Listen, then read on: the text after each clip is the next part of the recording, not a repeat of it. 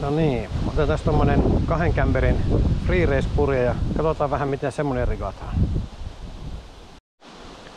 Ihan niin kuin muutkin purjeet, niin kun se levitetään, niin katsotaan, että on tasainen hyvä alusta, ettei se ole teräviä kiviä tai mitään semmoista, mikä voisi rikkoa purjeen. Ja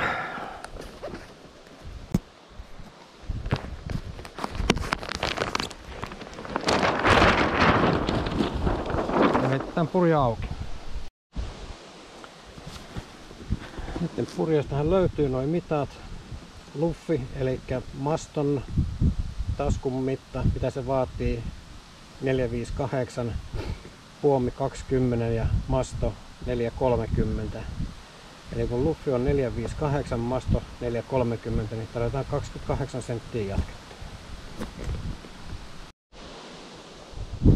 Tuossa meillä on käypäinen masto 430 oikealla taipumalla ja oikein valmistaja.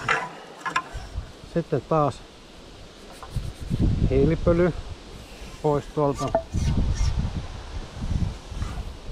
Ja samaten täältä sisältä. Sitä tulee uusista mastoista jonkun aikaa ja se on vielä pahempaa kuin hiekka. Voi hitsata mastot tosi pahasti yhteen. Ja katsotaan, että tämä liitos on oikeasti kohdallaan. Jos se jättää auki, voi olla, että masto menee rikki. Maston pujottaminen tuonne purjeeseen, niin näissä sama kuin kaikissa purjeissa, niin toi mastotasku on kaareva, niin pitää vähän katsoa miten se laitetaan tuonne suora esine. Ja näistä 2 kämperin purjeissa, missä on kapea mastotasku, niin simmerillä pystytään puttamaan toi masto suoraan noihin kämpereihin. Leveillä mastotaskulla kisapurjeissa niissä tehdään vähän eri tavalla. Eli ne on nyt suoraan jo noissa kämpereissä. Ja sieltä vaan uitetaan masto pikkuhiljaa mastotaskuun.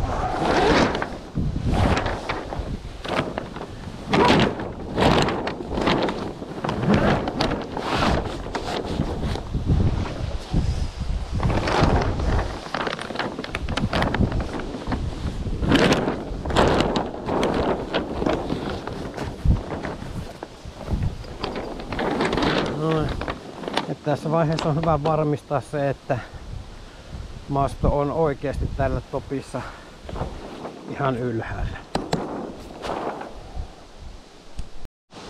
Sitten otetaan mastojatko. Niin kuin oli puhetta, niin 28 senttiä tarvii jatkoa. Asetetaan se siihen ja laitetaan maston jatko tänne paikalleen. Sieltä ylimääräiset hiekat ja pölyt pois. Noin.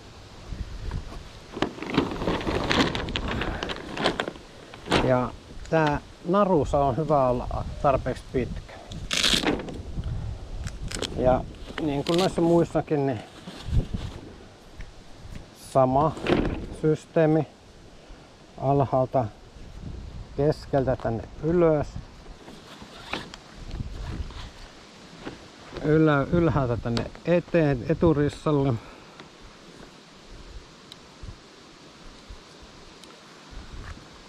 Sitten ollaan taas takana ja yläpuolella.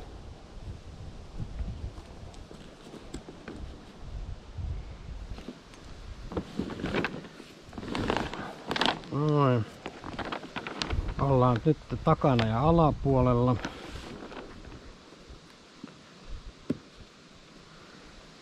Ja sitten ollaan tuossa niin edestä alapuolelta tänne ylös ja eteen. Siinähän se on se narulkossa.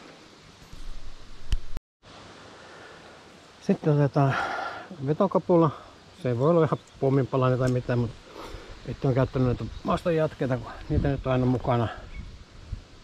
Laittaa tuosta narulukkoon, pyöräyttää muutaman kerran ympäri ja sen jälkeen jalka tuohon ja vedetään kireelle.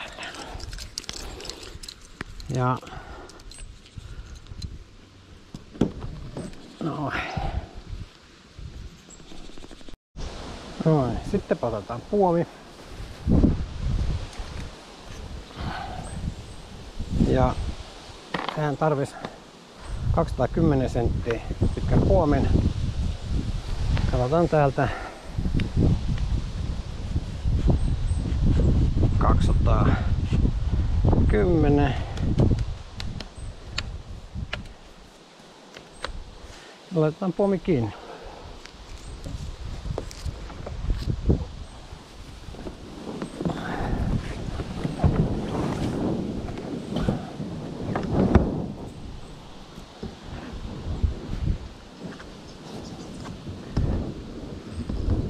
Tän lähtökohdasta tommonen on puoleen välin mastotasku, niin säädetään sitten sopivan mukaan.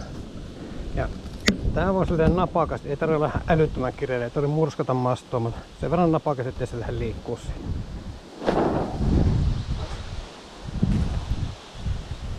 Sitten takaliikki. Itse on käyttänyt tätä alempaa reikää. Purje päästään vähän enemmän, vähän liukkaampi. Noin. Ja lenkistä ympäri. En ole tehnyt mitään ihmeessä solmuja mihinkään, niin että vähän se hankala, jos vesillä on tässä säätää jotain. Kun toivottavasti nämä ruukko pitää tuonne se mihinkään aukee. Pari kertaa tosta ympäri ja tämmönen varmistaa, ettei nämä runut jää mihinkään kiinni. Siinähän se on melkein valmis. Enää puuttuu se, että tää alaliikennaru, sehän työnnetään tosta Exon välistä.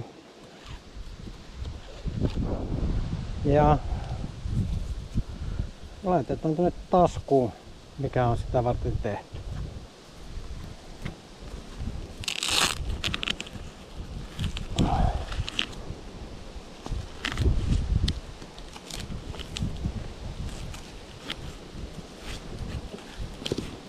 Noin.